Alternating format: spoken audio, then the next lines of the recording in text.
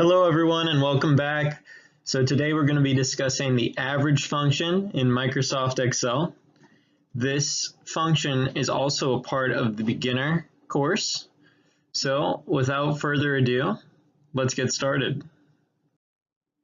So the purpose of this formula is to calculate the average or the mean of a list or group of numbers.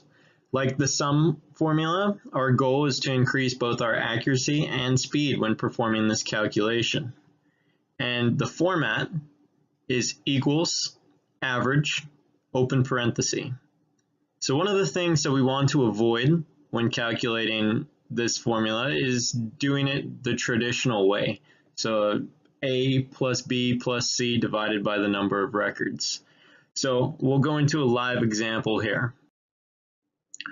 So in this example, we're taking grocery expenses and number of trips, and we're going to calculate our average spend per trip to the grocery store.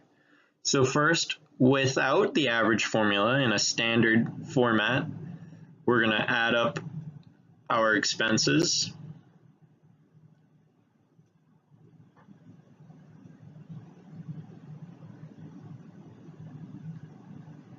And then we're going to divide that by the total number of trips, which in this case is 7. We get an average of $77.67. So now without the average, but a sum function. So we're going to highlight the cells we want to add and divide by the total number of trips again, which is 7, to get $77.67. Now with the average formula equals average, open parenthesis, the same highlight. It's going to incorporate the 7 trips already. As you can see, it's still $77.67, but a whole lot faster.